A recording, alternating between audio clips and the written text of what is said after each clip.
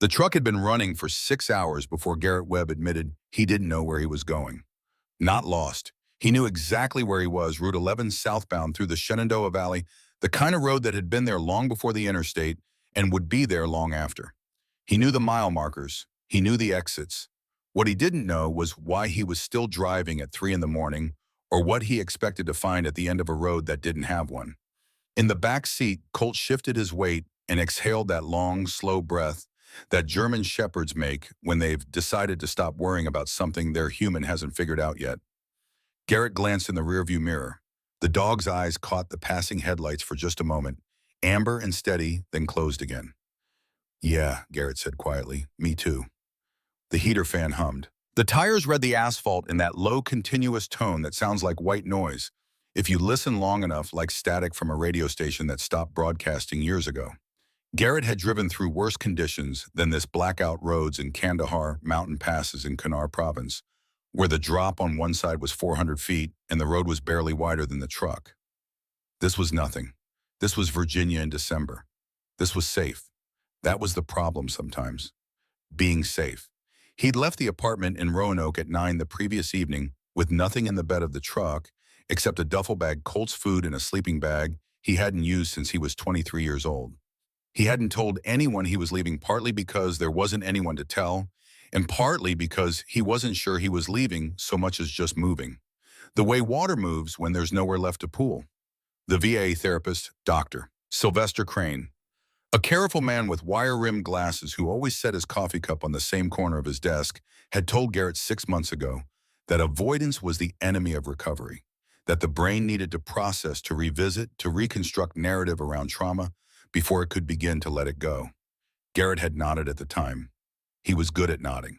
What he hadn't said, what he never said in those beige rooms with their motivational posters and their boxes of tissues placed just close enough to seem thoughtful, was that some things didn't need processing. Some things just needed distance. Not the soft kind of distance you got from breathing exercises and journaling prompts. The real kind. The kind you measured in miles. The gas gauge touched the bottom quarter just as the road curved west into Rockbridge County. He wasn't paying attention to it. He was watching the mountains on the horizon, the way they sat dark and enormous against the sky that was just beginning to think about morning, not committing to it yet, just considering the possibility. He had always liked that hour, 4 in the morning, the hour that belonged to no one. The low fuel light came on a small orange glow in the dashboard that he noticed only because Colt suddenly lifted his head. "I see it," Garrett said. He eased off the accelerator and let the truck coast toward the shoulder, looking for a station that he already knew wasn't going to be there. Out here between the small towns that appeared on maps but barely existed in practice, gas stations closed at 10 and opened at 6, and that was simply the way things were. He'd grown up in a place like this. He understood the logic of it, even if the timing was inconvenient. He pulled off onto a gravel road that forked away from the highway and let the truck roll to a stop. Killed the engine. In the sudden silence, the world outside was enormous. The wind moving through the pines in long waves, something far off, calling once and going quiet, the mountains holding their breath, the way mountains do in the deep of winter. Garrett sat with his hands still on the wheel. He was looking at the sign before he realized he was looking at it. It was small, the kind that real estate agents hammered into front yards, white with black lettering slightly crooked from a season or two of weather. It stood at the edge of the gravel road, half obscured by a cedar branch that had grown over it. The words caught the truck's parking lights just enough to read. "For sale, $58,000. Call Harlan Briggs." Garrett looked up from the sign toward the house. It sat maybe 200 feet back from the road behind a line of old oak trees that had gone bare for winter. 2 stories, white clapboard that had faded to the color of old bone. A porch that ran the full width of the front, its railing intact but leaning slightly to the left, as if the house had spent decades listening for something on that side.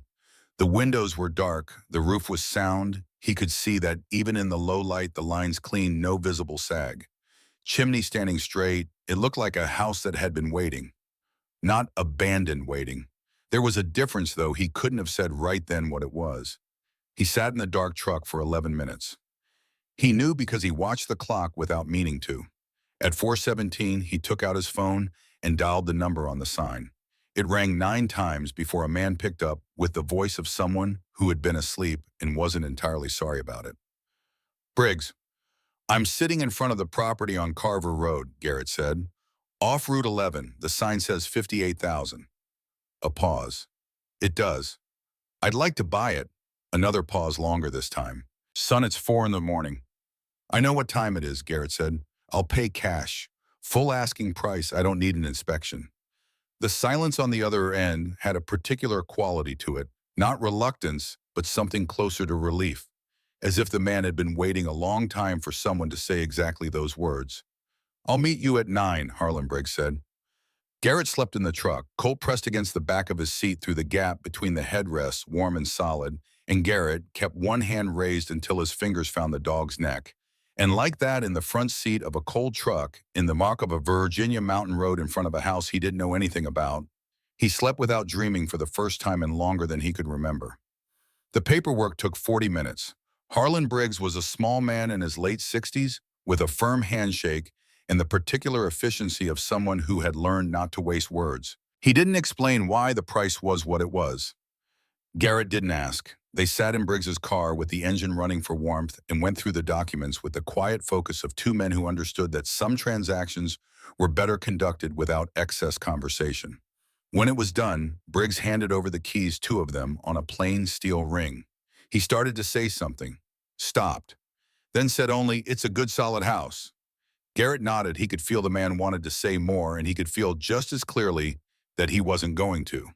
He spent the first day doing what he always did in a new space, moving through it, slowly cataloging.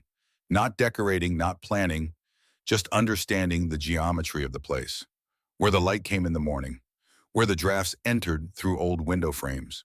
Which floorboards held weight cleanly, and which ones spoke under pressure. The house was old, late 40s, he guessed, maybe early 50s, built by someone who understood timber and didn't cut corners on the framing.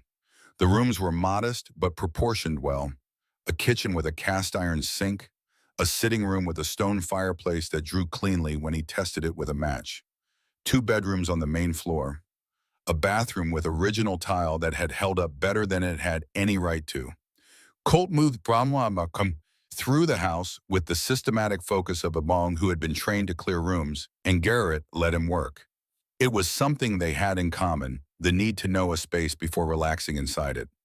The need to establish that there was nothing waiting behind the next corner before the shoulders could come down from where they lived somewhere up near the ears in the years since Trevor's.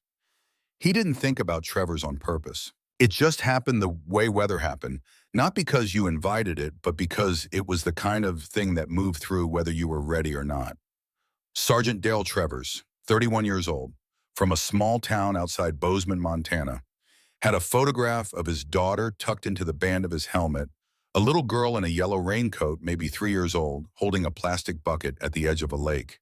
Garrett had looked at that photograph so many times in the months after that he could reconstruct it now from memory with the precision of a man describing a crime scene, the way the light fell on the water behind her, the way her small fingers gripped the bucket handle, the precise angle of her smile. Travers had been following Garrett's order. That was the whole of it. Garrett had given the order, and Travers had followed it, and the order had been wrong by a margin of perhaps 6 seconds earlier, and they would have had cover 6 seconds later, and the angle would have been different, and instead, they were exactly in the wrong place at the wrong moment, and that was the entire architecture of what had happened. 6 seconds, a decision made under pressure, with incomplete information the way every decision in that environment was made. The inquiry had found nothing improper. His commanding officer had told him directly you couldn't have known. 3 separate therapists across 5 years had walked him through the logic, the probability, the fundamental impossibility of perfect foresight in combat conditions. He understood all of it. He had absorbed every word. And still in the quiet moments in the space between sleeping and waking in the long minutes at 4 in the morning, on an empty road, what he felt was not the complex theorized thing that grief was supposed to be. What he felt was simpler and heavier than that. He had given the order. Travers had followed it. And Garrett was still here, and Travers was not. He found the note on the second evening. He'd been moving a box of books into the sitting room, novels he'd carried from posting to posting and never read, accumulated over 15 years.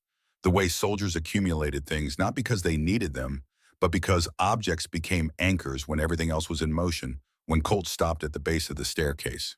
Not froze, stopped. There was a distinction. Freezing was what prey animals did. What Colt did was something more deliberate, a complete and total arrest of movement.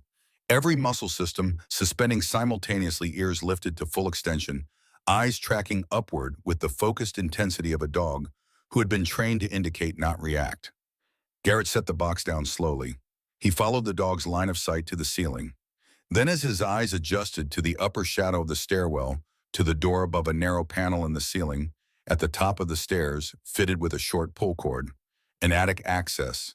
He hadn't noticed it on his walkthrough. He hadn't thought to look up. Taped to the door, the tape yellowed and brittle with age, the paper it held folded once along its center, was a note. He climbed the stairs. Colt did not follow.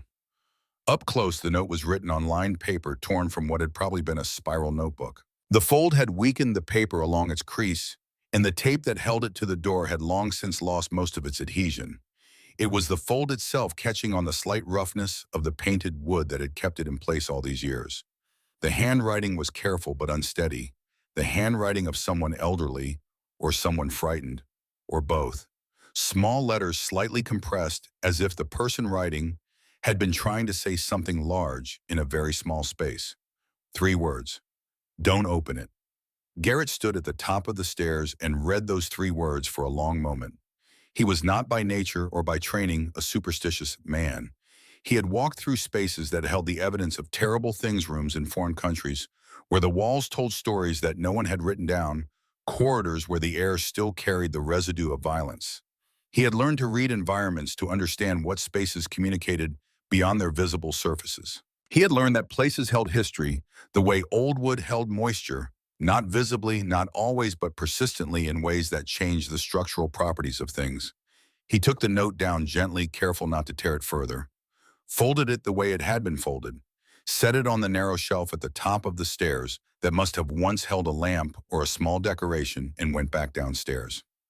Not tonight, he said to Colt, though the dog was already in the kitchen, already looking at his bowl, with the patient resignation of an animal who had decided that dinner was a more manageable problem than whatever was happening at the top of the stairs. Garrett made food, ate standing at the counter, went to bed early. He woke at 2:17 with his heart moving fast and his hands searching for something that wasn't there. The room was dark and still. Colt was at the foot of the bed, sitting up, head raised toward the ceiling. The sound was directly above them. A slow drag. A pause, another drag. Irregular but rhythmic, not the random settling of old timber which Garrett had slept through 1,000 times in 1,000 buildings, but something with a pattern to it, something deliberate. The pause between the drag and the next drag was almost exactly the same length each time, like breathing, like rest between effort. Garrett lay still and listened. His body had done the automatic calculation, threat assessment, source triangulation, probable cause, and come back with nothing actionable. No indication of forced entry, no sound of weight on the staircase. The temperature in the room was unchanged, which ruled out an open window. Colt was alert, but not alarmed, ears up, watchful, not the low body posture the dog took when something was genuinely wrong. The sound came again. Drag. Pause. Garrett closed his eyes and let himself breathe slowly, deliberately, the way Crane had taught him, not because he believed in the technique as therapy, but because controlled breathing kept the body's systems from going to places they didn't need to go. He lay there with his eyes closed and his hands flat on the mattress, and he listened to the sound above him until it stopped. When it stopped, the silence was very clean. He didn't sleep again until morning. 3 more nights passed the same way. The sound always came between 2 and 3, always from the same direction above, and slightly to the left toward the far corner of whatever the attic space was. Garrett began to notice the way Colt responded to it, not with the sharp attention of a dog tracking a threat, but with something that looked, if he was being honest, almost like recognition. As if the dog had decided that whatever was making that sound was not a problem to be solved, but a fact to be acknowledged. On the 4th day in the gray mid-morning light, Garrett went through the house more carefully than he had the first time. He was looking for something specific without knowing what it was. He examined the fireplace, around the gaps between floorboards, the space under the stairs. He went through the kitchen cabinets and found nothing but old shelf paper and a rusted can of wood stain. It was Colt who found it. The dog had been following Garrett through the house at a comfortable distance, the professional courtesy of a working dog who understood that the human was searching and didn't want interference until they reached the main bedroom. Then something changed. Colt moved past Garrett purposefully and went to the far corner of the room where the wall met the floor beside the window that faced north. He sat down in front of that corner and looked back at Garrett. Then he began to dig. Not frantically, not with the wild energy of a dog chasing something exciting. With the focused, repetitive precision of an animal who had been trained to indicate the presence of something that needed a human's attention. One paw, then the other against the baseboard and the wall just above it. Garrett crossed the room and crouched beside him. Up close, he could see what Colt had sensed, a slight inconsistency in the wall surface. A rectangle perhaps 8 inches wide and 6 inches tall, where the paint had a different quality than the surrounding plaster, slightly smoother, applied over something rather than directly to the original material. Someone had patched this section and painted over the patch. The work was competent, the color matched close enough that he hadn't noticed it in his initial walkthrough. But Colt had found it anyway. Garrett pressed his palm flat against it. The surface gave slightly not the solid resistance of old plaster over lath, but the minor flecks of something thinner, something covering a space. He went to the truck and came back with a flat pry bar. Behind the patched section of wall in a hollow roughly the size of a shoebox, he found 2 things. The first was a bear, a small stuffed bear perhaps 8 inches tall. Brown fabric faded to a grayish tan, one of its button eyes replaced at some point with a slightly different size that gave it a permanently surprised expression. It had been placed in the hollow with its back against the far wall facing outward, as if watching the room through the plaster, as if keeping guard over something it couldn't see. The second was a piece of paper folded into quarters tucked beneath the bear's left arm, with the careful deliberateness of a child who has hidden something precious and wants to make sure it won't fall. Garrett unfolded it. The handwriting was a child's rounded letters, the kind that came from learning to write with concentration and effort, each character formed with individual attention. Some of the letters were slightly different sizes, the way they are when a child hasn't yet internalized the muscle memory of consistent proportion. A pencil, not a pen. The lead was still dark. His name is Bear. Keep him safe, please. Nora, age 6, Garrett read it twice. He turned it over, nothing on the back. He looked at the stuffed bear in his other hand, at its mismatched eyes and its faded fabric and its posture of permanent patient waiting. He thought about the hands that had placed it there, small hands pressing it into the dark behind the wall with the earnest seriousness that children brought to the things they believed in. He thought about the logic of it, the child's logic: if I put him somewhere safe, he will be safe. If I give him instructions, they will be followed. Colt pressed against his leg and stayed there. Garrett sat down on the floor of the bedroom. Not chose to sit down, but arrived there the way a man arrives when his legs have quietly made a decision his mind didn't catch in time.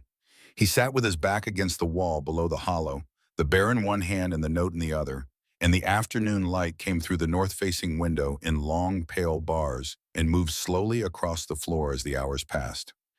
He didn't think about anything in particular. That was the strange part of it, the part he would return to later trying to understand it. He didn't think about the attic door, or the sound above him at night, or the note with its 3 careful words. He didn't think about Trevor's, or the inquiry, or the 5 years of careful professional guidance that had moved the needle precisely nowhere.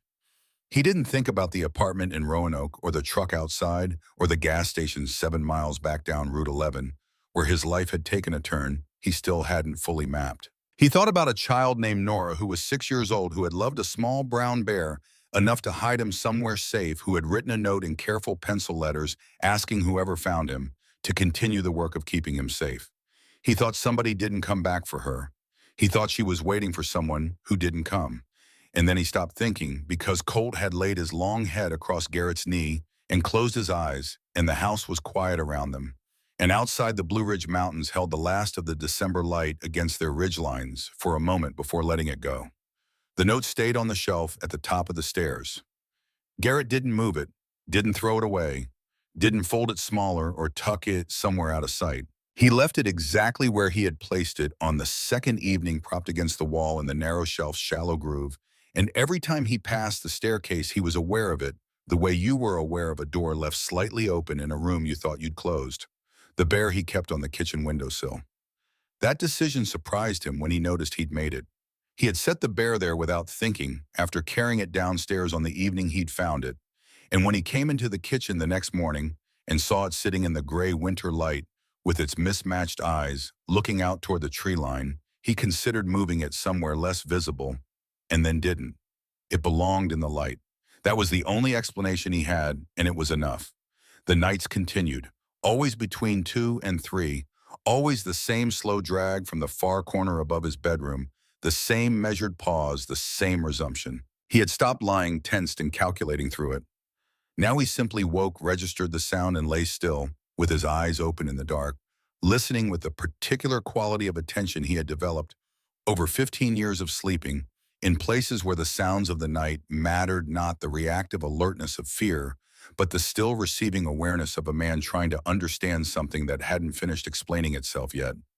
Colt sat up each time, ears raised, eyes on the ceiling, and then when the sound stopped, he settled back down with the deliberate patience of a Ahu who had decided that his job here was to witness rather than to act. On the 7th morning, Garrett pulled on his boots before dawn and went up the stairs. He stood at the top and looked at the attic door for a long time. The pull cord hung straight down in the cold air. The painted wood of the door was smooth except for one long, vertical crack near the left edge, where the house had shifted over the decades, the kind of crack that appeared in old timber, not from weakness, but from the slow, patient movement of a structure settling into the earth it was built on. He reached up and touched the cord. Then he let it go, went back downstairs and made coffee. He wasn't ready. He understood that about himself without judgment, the way he understood his own physical limitations. There were things you could push through and things that needed to be approached at the right angle, from the right distance, with the right preparation. Crane would have had a framework for this. Garrett simply called it knowing when to wait. He began to pay closer attention to the house itself. Not searching, he had done his searching, had moved through the rooms with systematic purpose in those first days, had noted and cataloged. What he did now was different. He sat in rooms and let them exist around him. He ate breakfast at the kitchen table and watched the morning light move across the floor. He spent an afternoon on the porch with Colt beside him, watching the tree line, not thinking about anything in particular, just occupying the space the way you had to occupy a space before it would tell you anything true about itself. It was on the 9th day that he noticed the floor. He'd been coming down the hall from the bathroom when the angle of the afternoon light lower, now coming in from the west window in the second bedroom at a shallow slant, caught the surface of the hallway floorboards differently than it did in the morning. He stopped walking, looked down. The scratches were not random. There were marks in the wood of the upstairs hallway floor, not the general wear of decades of foot traffic, which distributed itself evenly across the boards, but something more specific. A series of lines that ran from the center of the hallway toward the door of the second bedroom, not in a straight path, but in slight arcs, the way marks appeared when something was dragged rather than carried, when weight shifted unevenly, and the contact points changed angle. The marks were shallow, made by something with edges not sharp enough to cut the wood, but firm enough to compress its surface fibers over time. He followed them into the second bedroom. The room had been empty when he bought the house, empty of furniture, empty of the accumulated personal evidence of habitation.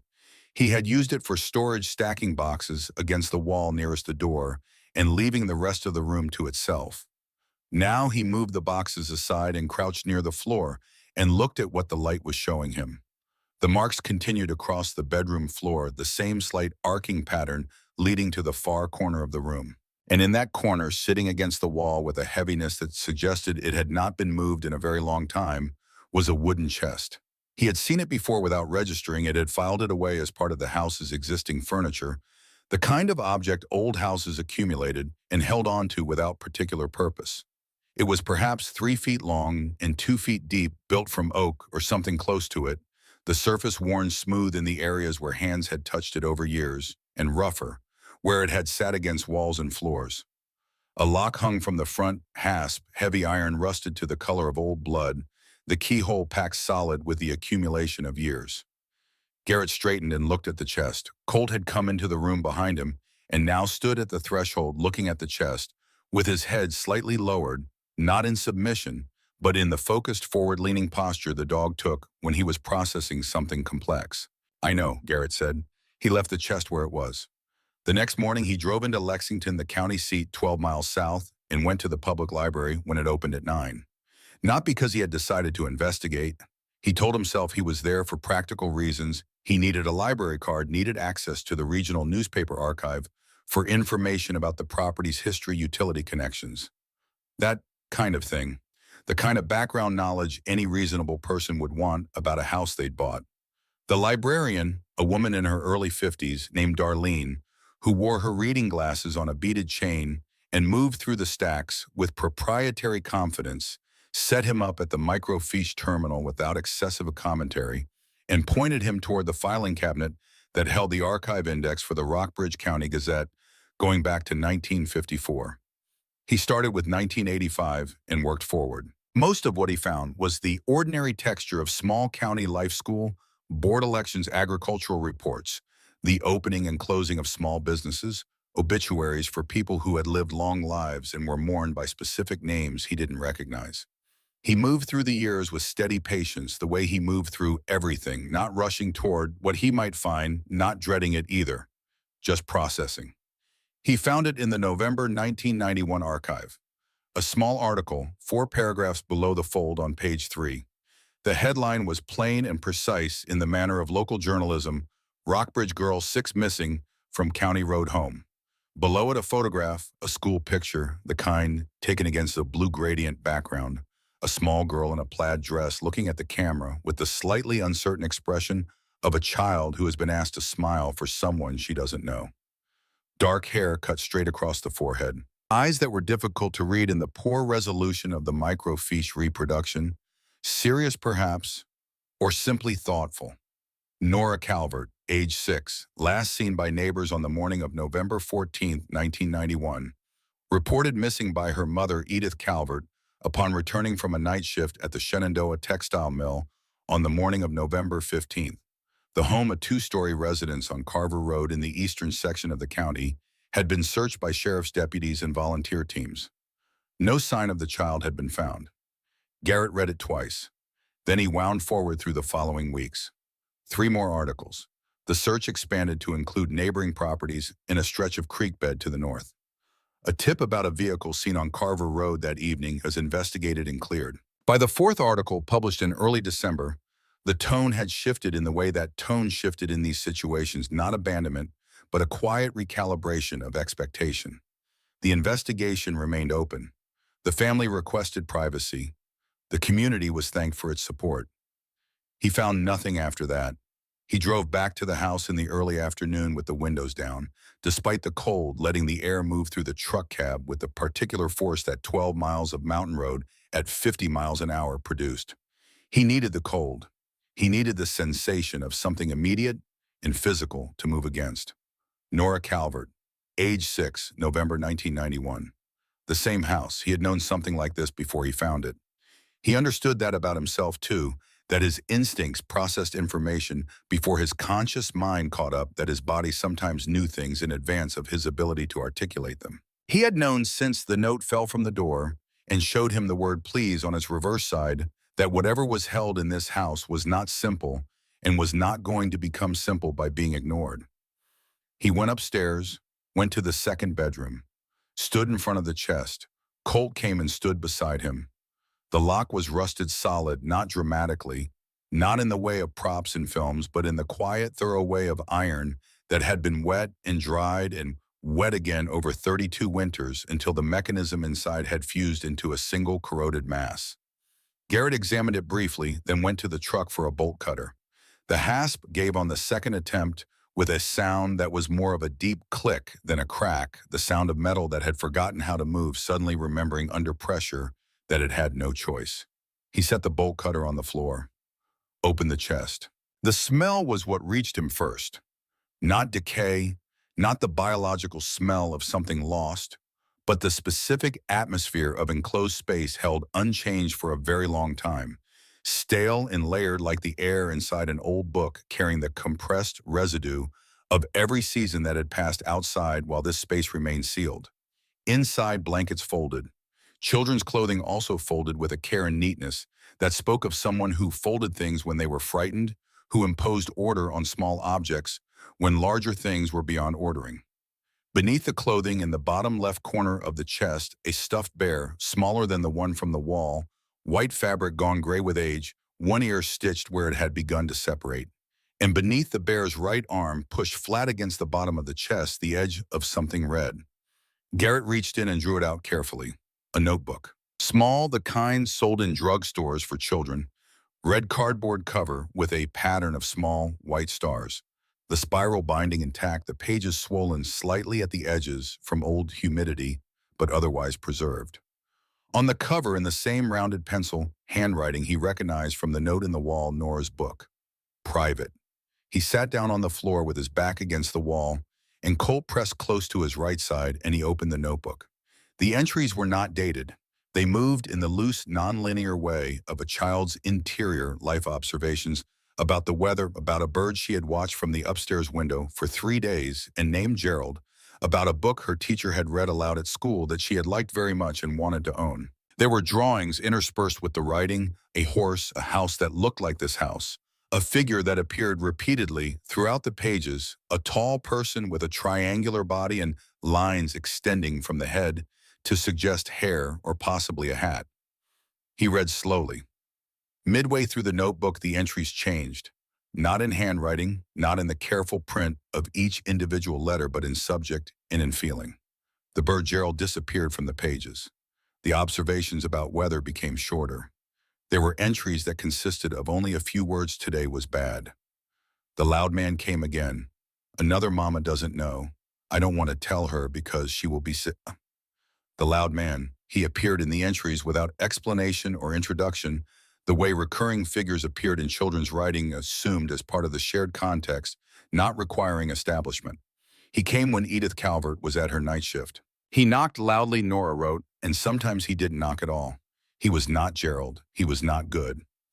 Garrett read these entries with his jaw set and his breathing steady, and the particular stillness that came over him when he encountered information he needed to hold very carefully. The last third of the notebook was where it changed again.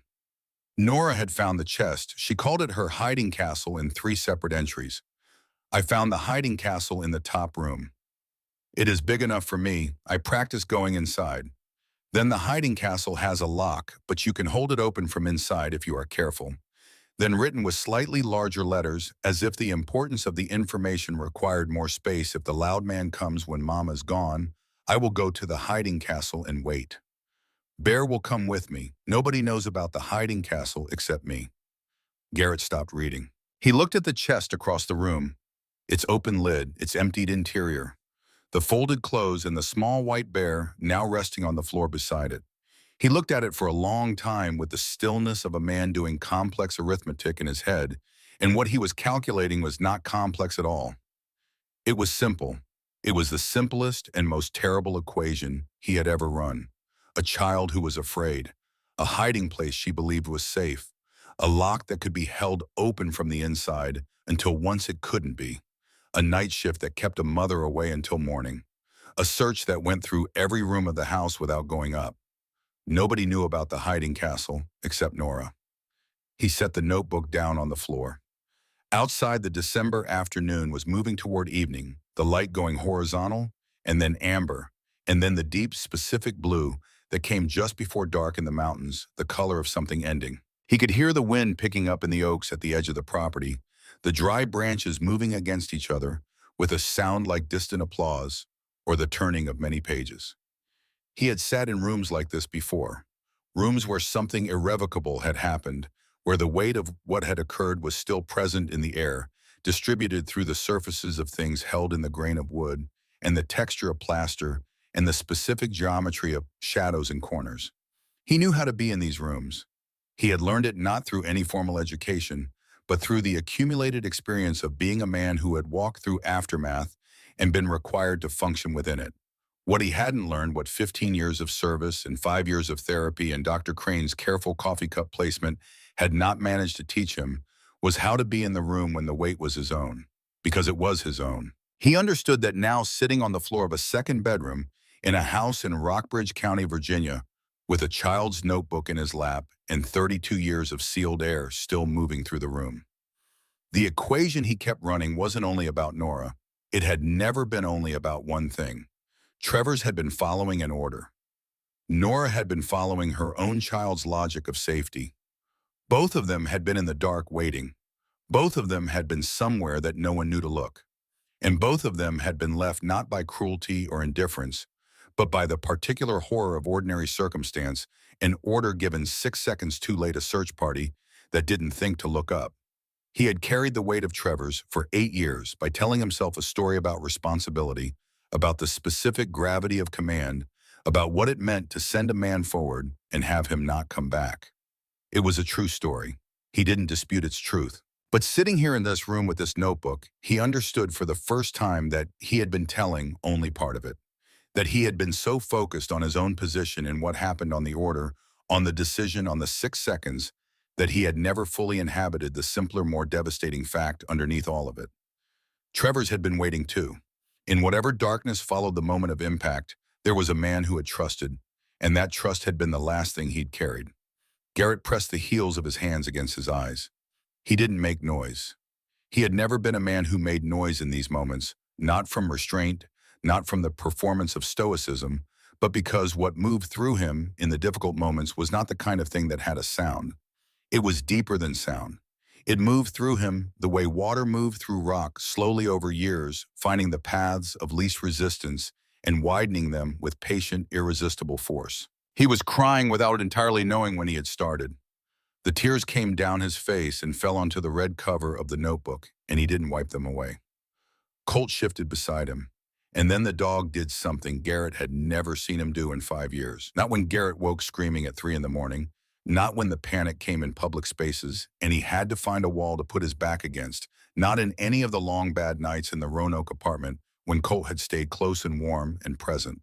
Instead of pressing against him, Colt stood up, walked across the room, and lay down directly in front of the open chest, his long body arranged along the floor before it, his head resting on his front paws, his eyes on Garrett, not offering comfort, not anchoring Garrett to the present moment, pointing. Garrett looked at the dog, looked at the chest, at the open lid, at the folded clothes in the small notebook, in the faded white bear arranged on the floor beside it. He understood what Colt was doing with the same bone-deep clarity with which he understood everything the dog communicated, not through analysis, but through the accumulated language of 5 years of operating together, of trusting each other in the places where language ran out. The chest was open. The notebook had been read. The hiding castle had given up what it had been holding for 32 years. Now someone needed to decide what to do with it.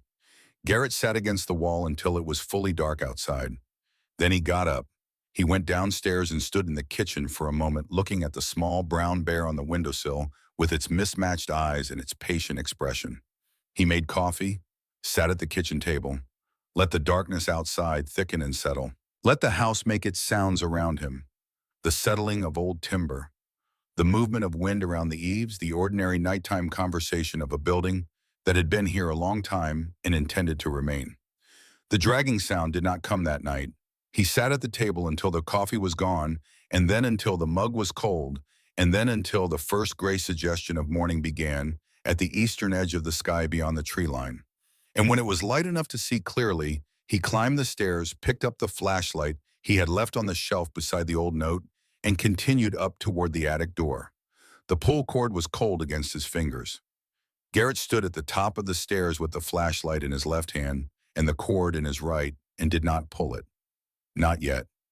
He had learned over 15 years of walking into places that required care that the moment before entry mattered as much as the entry itself. That rushing forward was how you missed the thing that changed everything. That stillness in the right moment was not hesitation. It was preparation. He stood there for perhaps 2 minutes. The house was quiet around him in the particular way it was quiet in the early morning, not the absence of sound, but the presence of a specific kind of silence that had weight and texture that pressed gently against the eardrums, like the silence inside a church, or a hospital, or any place where people had felt things deeply, and the walls had absorbed it over time. Then he pulled the cord. The door swung down on its hinges with a long, low creak, the sound of wood that had not moved in years, suddenly remembering that movement was possible. A folding ladder came with it, aluminum, its joints stiff with cold and disuse. Garrett unfolded it one section at a time, testing each joint before trusting it with weight. Then he clicked on the flashlight, pointed it up into the dark rectangle above him, and climbed. The attic was smaller than he had expected. A low ceiling that peaked at perhaps 6 feet in the center and dropped sharply toward the eaves on either side, the rafters, exposed and strung with the remnants of old insulation that had compressed over the decades into something thin and inadequate. The floor was raw, plank-wide boards, the same timber as the rest of the house, dusty, with the particular fine-grade dust that accumulated in spaces where air moved very slowly over very long periods of time. He swept the flashlight beam across the space methodically, left to right, near to far. Old furniture covered with drop cloths, cardboard boxes sealed with tape that had dried and curled away from the cardboard, their contents unknown. A wooden chair with a broken back leaning against the far rafter. A standing lamp without a shade. The accumulated residue of a life that had continued after the house stopped being a home, objects brought up here to be out of the way, then forgotten, then left.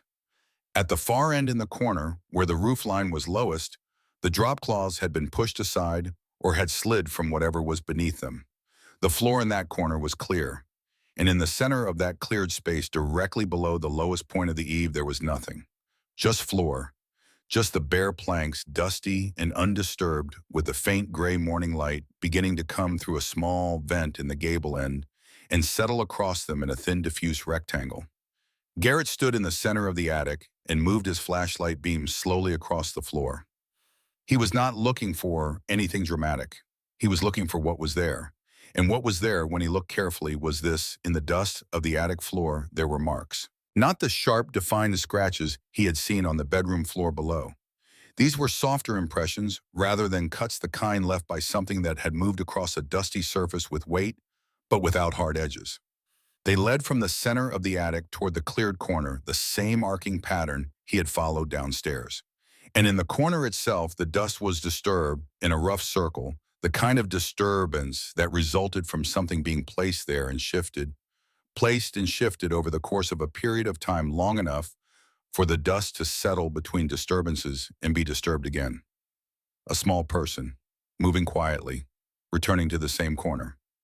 He stood in that corner for a long moment, crouched down, put his hand flat on the floor where the dust was most disturbed. The wood was cold, just wood, just a floor in an empty attic in an old house in Virginia. But he kept his hand there anyway, and he thought about Nora Calvert, who was 6 years old and called this space her hiding castle, and had come here when she was afraid, and he thought about the particular quality of courage that it took to be 6 years old and frightened, and to have a plan and to execute it, to fold your fear into something you could carry up a ladder and lock behind you. He had known men twice her age who couldn't do that. He stood up, looked around the attic one more time, then he climbed back down the ladder, folded it back into the door, and went downstairs to the kitchen. Colt was at his bowl. The small brown bear sat on the windowsill in the early light.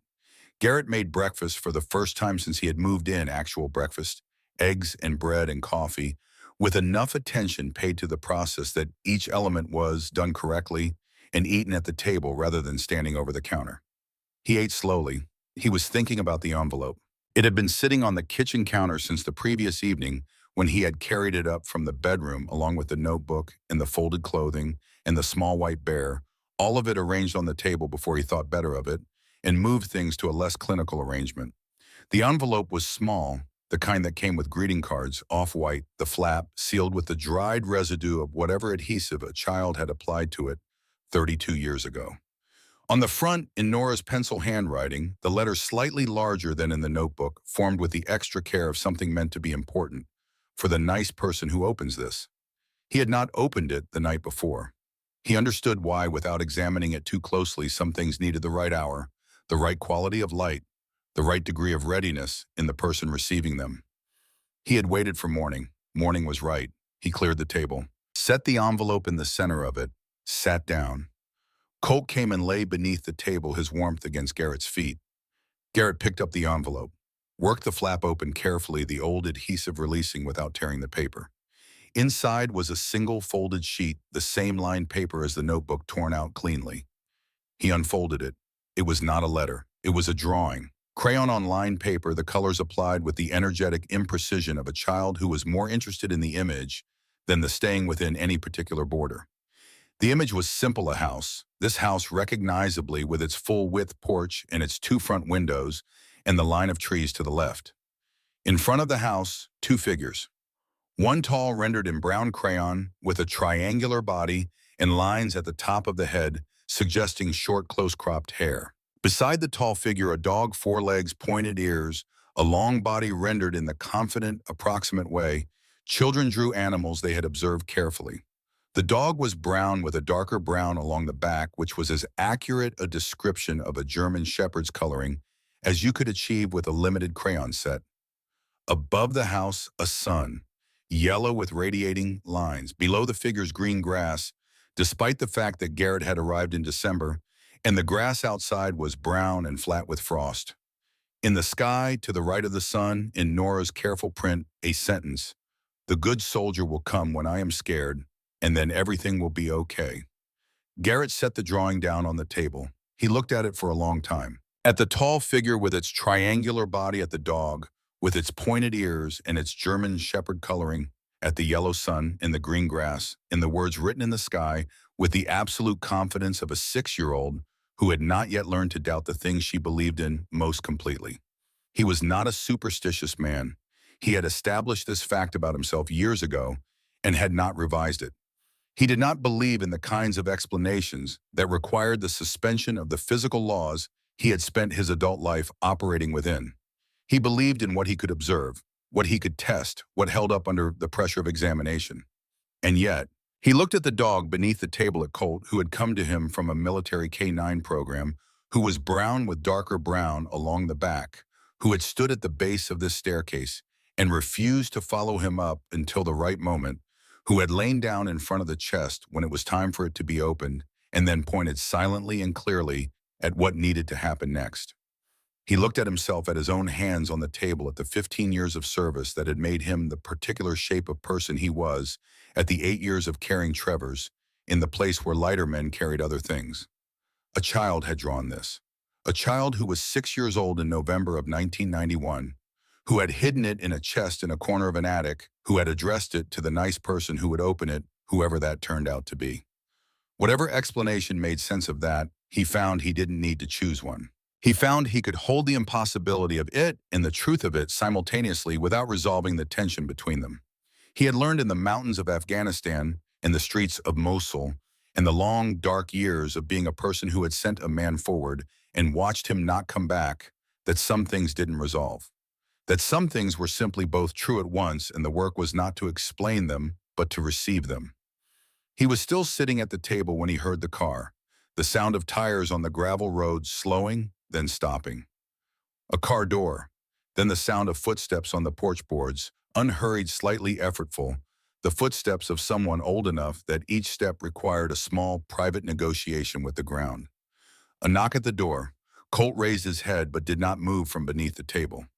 Garrett went to the door and opened it. She was perhaps 70-71, small and slightly stooped. Her white hair cut close against her head, her face carrying the specific economy of expression that came from a life that had required the conservation of feeling. She wore a dark coat over a wool sweater, sensible shoes, the practical clothes of a woman who dressed for function and had long ago made peace with that choice. Her eyes behind wire-rimmed glasses were the pale gray-green of river water in winter. She was looking at the bear on the windowsill. He hadn't moved it before answering the door. She could see it from where she stood over his shoulder in the window light. He watched her look at it with an expression that was not surprise and was not grief and was not relief, but was instead some specific compound of all three that didn't have a name he knew. "You opened it," she said. Her voice was steady. It was the steadiness of a person who had prepared for this for a very long time. "Come in," Garrett said. Her name was Edith Calvert, and she had been living 2 miles east on the same road for 53 years. And she told him what she needed to tell him in the measured, linear way of someone who had organized the facts of a terrible thing over a long period of time until they could be spoken in order without collapsing under their own weight. She had worked the night shift at Shenandoah Textile since 1987. The mill was 12 miles south on the far side of Lexington, and on the night she worked, she left at 9 and returned between 6 and 7 in the morning, depending on the shift rotation. She had done this 3 or 4 nights a week for years because the night differential was better, and because it meant she was home during the day when Nora came back from school. Nora had known about the shifts. Nora had been a self-sufficient child, not unnaturally so. Not in a way that alarmed anyone, but in the way of children who grew up in houses where the adults worked hard and trusted them to manage the spaces between. She knew how to lock the doors. She had a neighbor's number written on a card by the phone. She had never, in 3 years of this arrangement, given Edith any reason for significant concern. The man Edith called her cousin Wallace had come into their lives in the spring of 1991. He was not a violent man. She said she wanted to be precise about this.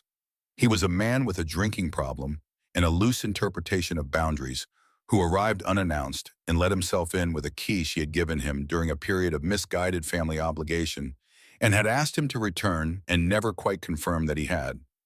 She had not known he came when she was working. She had not known Nora was afraid of him. Nora had not told her.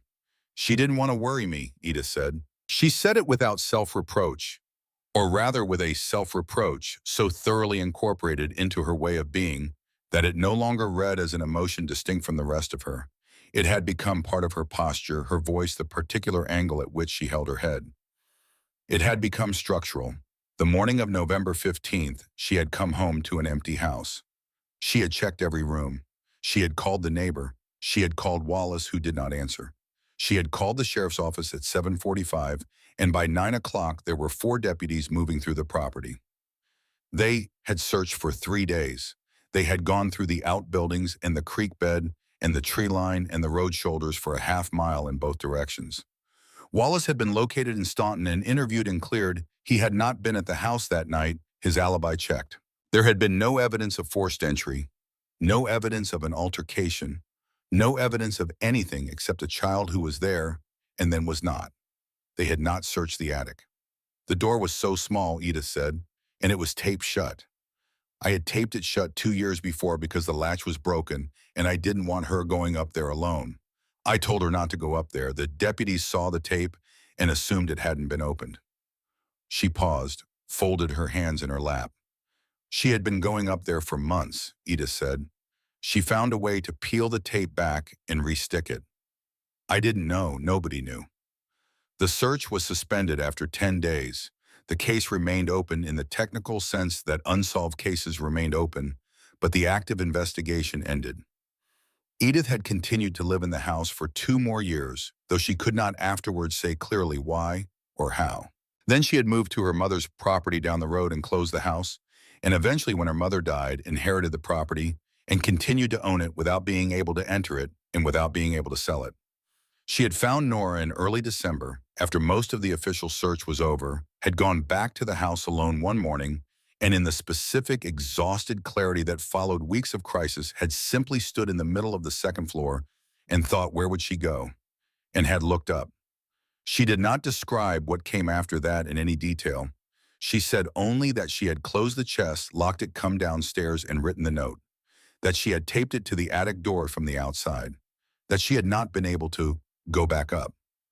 I've thought 1,000 times about opening it myself, she said. I've come to the house a dozen times with that intention. I get as far as the stairs. She looked at her hands. I couldn't be the one. I understood that about myself. I couldn't open it and find what she left there and survive it. I needed it to be someone who could receive it without it destroying them. The kitchen was quiet. Outside, the December morning was clear and cold. The mountains visible in the distance with the particular sharp definition they had in cold air, every ridge distinct. She left something, Garrett said. It was not a question. I assumed she would. He got up and took the envelope from the counter where he had set it and brought it to the table and placed it in front of Edith. She looked at it for a long moment without touching it. Then she reached out and took it with both hands, and he watched her read what was written on the front, and he watched what happened to her face when she read it. She made no sound. She simply pressed her lips together and nodded once slowly, with the weighted definitiveness of a woman confirming something she had needed confirmed for 32 years. He gave her as long as she needed. When she finally opened it and saw the drawing, She held it with both hands and looked at it the way you looked at something you had known existed without being certain, the way you looked at evidence for a thing you had believed on faith.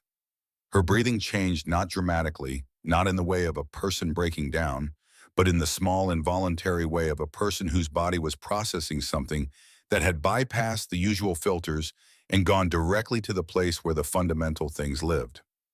The tall one is the good soldier, she said after a while. Her voice was barely above a conversational volume. She talked about him. From about the middle of that year, she had a whole story about him. He was going to come when she was scared and make everything safe. She paused. I thought it was just something children did. Built a world where things worked out. Garrett looked at the drawing on the table between them. At the tall brown figure and the dog with pointed ears and the green grass under the winter sky. Maybe it was, he said. Edith looked at him over the drawing. He hadn't planned to say what he said next. It arrived in him the way the necessary things arrived, not decided but recognized. He had been carrying Trevor's for 8 years and had never spoken about it to anyone who wasn't paid to listen, anyone who didn't have a coffee cup and a notepad and the professional patience of someone whose job was to help him find a framework. He had never spoken about it to someone who simply knew in their own body what it was to have been too late. He told her about Trevor's in the same way she had told him about Nora, linearly, factually, without ornament. The deployment, the order, the 6 seconds, the inquiry. The way the weight of it had not decreased with time, but had instead become more familiar, like a fracture that had healed wrong, and no longer hurt acutely, but changed the way you move through everything. Edith listened the way she had spoken, with the concentrated receiving attention of someone who understood that the words being offered were not easy to give and should be held accordingly. When he finished, the kitchen was quiet for a moment. Then she said, "Can I tell you something? I believe you don't have to agree with it." "Go ahead." "I've spent 32 years believing that Nora's last hours were spent in terror, in darkness and cold and fear, waiting for someone who didn't come." She looked at the drawing, and then I read what she left in here, and I've had to reconsider that. She went up there with Bear. She had a plan. She was executing her plan. She believed the plan would work. She paused. Children that age, they don't have the cognitive architecture for hopelessness. She wasn't despairing. She was waiting. She thought it was going to work out. Garrett said nothing. "The people who don't come back," Edith said. She said it quietly, precisely, with the deliberate care of someone who had chosen each word over a long time. "They're not in the room where things went wrong. They're in the last room where things were still okay, where they still believed it was going to work out." She looked at him directly. "Your man, Trevor's. He was following your order because he trusted your order. That's where he was, not in the moment of the wrong, in the moment of the trust." Garrett looked at the table. The thing that moved through him then was not what he would have predicted. It was not relief. It was too large and too complicated for relief. It was not absolution, which he did not believe in and had not asked for. It was something older and simpler than either of those things. It was the sensation of a weight that had been in one position for so long that the body had built itself around it, finally shifting, not gone, not resolved, but repositioned, held differently, in a place where it did not change the way he moved through everything. He pressed his palms flat on the table and breathed. Colt came out from under the table and crossed the room and lay down in front of the kitchen window in the rectangle of cold morning light that came through the glass, and closed his eyes. The two of them sat at the table for a long time after that, not talking mostly.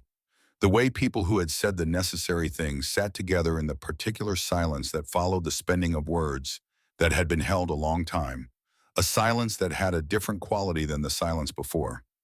Eventually they went upstairs together. Garrett carried the notebook and the small white bear and the drawing. Edith carried the brown bear from the windowsill. They went up the stairs and up the attic ladder, and in the cold and dusty space under the low rafters, in the thin December light coming through the gable vent, they put everything back.